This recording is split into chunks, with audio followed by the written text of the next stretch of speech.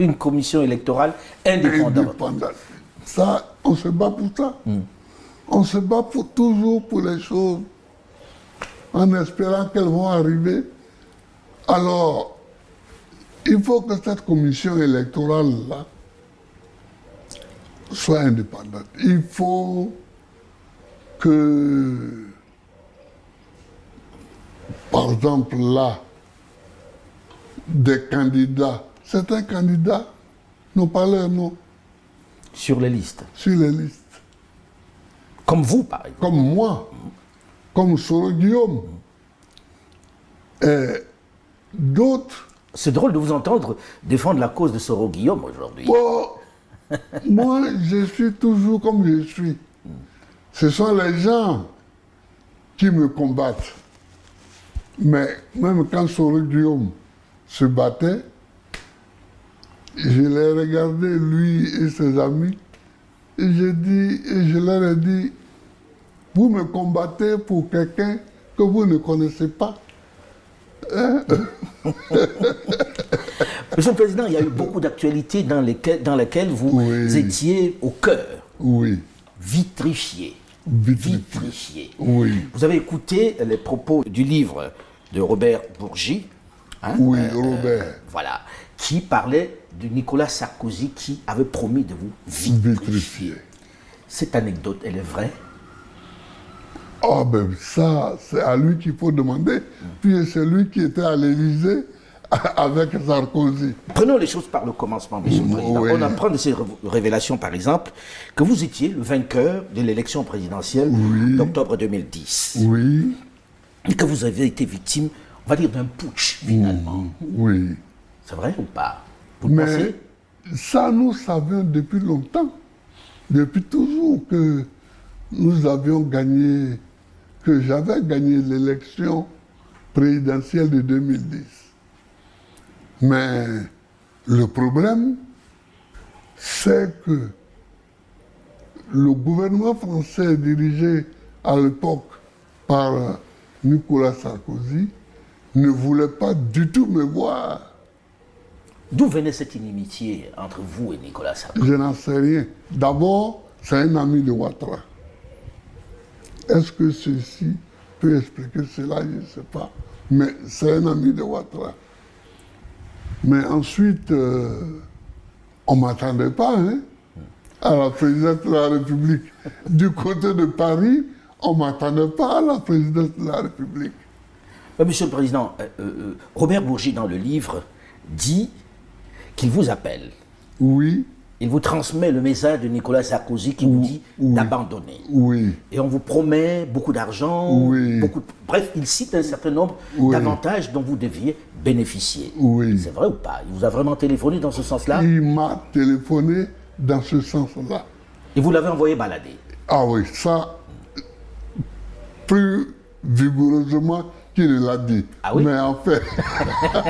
Dites-nous, Monsieur le Président, vous avez raccroché au nez? Ah oui, bien sûr. Bien sûr. Parce que il y a des choses avec lesquelles je ne peux pas jouer. La liberté de mon pays, l'indépendance de mon pays, c'est mon pays, la Côte d'Ivoire, qui est aux élections. Et la Côte d'Ivoire se donne le président qu'il veut. Moi, je n'entends pas à ce que quelqu'un qui, parce qu'il a assis à l'Élysée, puisse désigner un chef d'État en Côte d'Ivoire. Je ne peux pas accepter ça. Alors, vous l'envoyez balader et on va vous vitrifier. Est-ce que, très sincèrement, pendant que vous étiez aux affaires, vous avez de temps en temps aussi acheté votre paix, acheté Paris, parce qu'il dit que vous aviez donné 3 millions d'euros à Jacques Chirac. Oui, enfin, exactement, c'est 2 milliards de francs CFA. Alors, je ne sais pas bien... Oui, ça fait 3 millions d'euros. Voilà. À peu près. Voilà. Mais ça, je suis étonné que ça apparaisse comme quelque chose de nouveau aujourd'hui. Parce que depuis 2014, dans le livre que j'ai écrit en prison avec François Mattei. Pour la vérité de la justice. Oui, oui, je l'ai dit là-dedans. Pour la vérité et la justice. Oui, oui.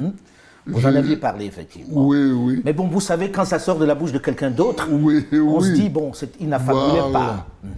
À la page 49, oui, j'avais déjà dit ça. Mais Monsieur le Président, pourquoi vous donnez les 3 millions d'euros, c'est-à-dire les 2 milliards dont vous parlez? Parce qu'ils m'ont Pourquoi? demandé. Mais vous ne donnez pas à tous ceux qui vous le demandent. Ah non, mais écoute, c'est Chirac. Un étonnement de voir le chef d'État français me demander l'argent. Moi, j'étais étonné, Stupéfait. j'étais stupéfait, j'étais ahuri. Ce n'est pas le seul chef d'État qui m'a demandé l'argent, hein. Ah bon? Mais comme un autre qui m'a demandé aussi l'argent. Vous pouvez nous le dire, Monsieur le Président? Non, non, non, non. S'il vous plaît. Est Afrique lui a donné l'argent sans... Vous ne direz pas qui c'est. Oh, non, non, non, je ne dirai pas qui c'est. Après, hors micro, je peux vous souffler son nom dans le creux de l'oreille. mais c'est étonnant quand même. Alors, vous donnez en liquide ou bien Robert Bourgi transporte des valises comme c'était dit? Ah ben oui, Ah oui. ah ben oui. Il traverse les frontières avec les 2 milliards. Waouh. Et Mais après ça, ils vous ont fait ce qu'ils ont fait, Monsieur le Président. Vous ne leur avez jamais parlé? non, mais... Et Chirac, au moment où il reçoit l'argent, il m'appelle, Laurent, je ne suis pas un ingrat. Ah, il vous a dit ça? C'est amusant, non? Ah oui, on ne peut pas être plus ingrat. Laurent, je ne suis pas un ingrat. Je saurai m'en souvenir. Je saurai m'en souvenir. Et puis après, derrière mon dos, lui, la France, le Burkina Faso monte une rébellion qui vient m'attaquer. En termes d'ingratitude, On fait difficilement mieux. voilà. On fait difficilement mieux, ça je vous le concède. Monsieur le Président, quand on écoute tout ceci, on a envie de dire, est-ce que ça ne remet pas en cause la légitimité même du président Alassane Dramane Ouattara? Parce que là, quand on écoute ça, on se dit, la France lui a donné le pouvoir, puisque on dit qu'il n'a pas gagné les élections présidentielles. Mais moi, il y a longtemps que je l'ai dit, il y a longtemps que je l'ai dit, je leur ai même proposé en 2011 de venir recompter les bulletins de vote. Et ils allaient voir la nature de certains bulletins de vote.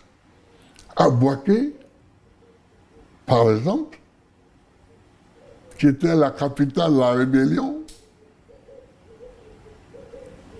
les gens ont décidé de donner 100 000 voix de plus à Ouattara. Ces gens, vous les connaissez? Est-ce Oh que oui, vous avez eu mais des éléments palpables? Bien sûr. Et j'ai donné des documents à Roland Dumas et à l'autre avocat, la célèbre, Vergès? et Vergès, Maître Vergès. qui était venu me voir quand j'étais enfermé à Korogo. Ils sont partis avec des documents. Et bon, maintenant les deux sont décédés, mais ils en ont parlé sur les chaînes de télévision, des télévisions françaises. Mais en fait, votre sort était scellé. Ah ben bien sûr. C'est-à-dire, je pense que les Français se sont dit surpris par mon arrivée en 2000 au pouvoir. Donc ils ne voulaient plus être surpris. Ils ne voulaient plus être surpris, ils ont géré ça à leur manière. Voilà. Alors, vous allez vous retrouver en prison à Korogo, puis ensuite à La Haye, À La Haye. pendant 7 ans. Oui. Monsieur le Président, en toute... Presque un an à Korogo, peu 8 mois ou 9 mois. Et puis 7 ans à La Haye. À La Haye, Et puis après 2 ans en Belgique. en Belgique. Monsieur le Président, on vient là, le bureau de la Cour pénale internationale en Côte d'Ivoire a annoncé fermer ce bureau-là. Et cela veut dire qu'on a soldé la question de la crise post-électorale de 2010. Finalement, si on fait un bilan, on a plutôt l'impression que vous étiez le seul. Avec quelques-uns qui étaient à La Haye. Merci pour cette question, parce que elle me tracasse. Je ne sais pas comment prendre le problème.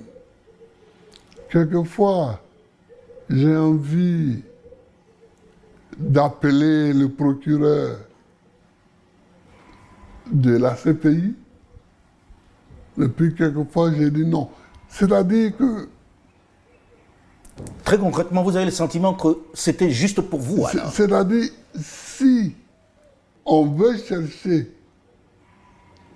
l'auteur ou les auteurs des massacres qui ont eu lieu en Côte d'Ivoire, nous ne sommes pas encore au courant des résultats des investigations. Parce que je suppose et j'espère qu'ils ont fait des investigations sur tout. Ils n'ont pas encore jugé ceux qu'ils soupçonnent. Donc, on ne sait pas les résultats des jugements à la Cour, à la CPI, ou bien même devant d'autres tribunaux. On ne sait pas encore. Pour faire court, vous avez le sentiment que ce bureau était spécialement fait pour Laurent Koudou-Barbeau. Mais si on n'a pas fait des recherches complémentaires et qu'on n'a pas jugé, donc tout ce cirque qui a duré des années et qui a coûté des milliards n'a été fait que pour moi. C'est un grand honneur, mais c'est une grande injustice. C'est une grande injustice pour la Côte d'Ivoire. Vous pensez cela de la CPI, que la CPI se serait déployée juste pour vous condamner, alors que finalement elle vous a acquitté? Je n'ose pas penser cela. C'est pourquoi j'attends encore qu'on nous dise quels sont les assassins, quels sont les voleurs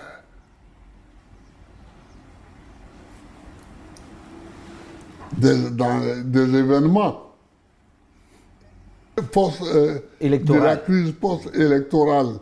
J'attends encore. Oui, surtout qu'ici encore, Monsieur le Président, J'attends encore qu'on nous le dise. ici encore, Monsieur le Président, dans l'affaire de la BCAO, finalement, c'est vous qui êtes condamné à 20 ans. Oui, mais j'attends encore parce que, Qui est-ce qu'on a condamné avec vous dans l'histoire de la BCAO? alors, dans l'histoire de la BCAO, c'est cocasse. Quelquefois, quand on le regarde sous un certain angle, c'est révoltant. D'autres fois, quand on regarde sous un autre angle, mais il y avait moi, le Premier ministre Akembo, le ministre de l'économie et des finances Dalo Désiré et le ministre délégué au budget Katina Koné. Et dans les réquisitions, dans les procès qui ont eu lieu ici, il paraît, puisque moi je n'ai jamais eu vent de ces procès-là, que c'est Katina Koné, le ministre du budget, qui serait le principal accusé. Bon, tout le monde a pris 20 ans de prison. Bon, 20 ans. Écoutez la chanson de Tikenja, 20 ans, 20 ans, 20 ans. Et vous comprendrez qu'il y a eu des moments où ici on distribuait 20 ans À tout le monde. à tout le monde. Mais c'est qu'après, les autres, y compris le principal accusé, sont amnistiés. Et vous? Et c'est celui qui va être candidat qui n'est pas amnistié. C'est une amnistie sélective. Quoi? Mon chef, c'est-à-dire le chef de file des accusés, des condamnés, lui il est amnistié, et puis moi, qui ne viens qu'en dernière position, je ne le suis pas. Pourquoi?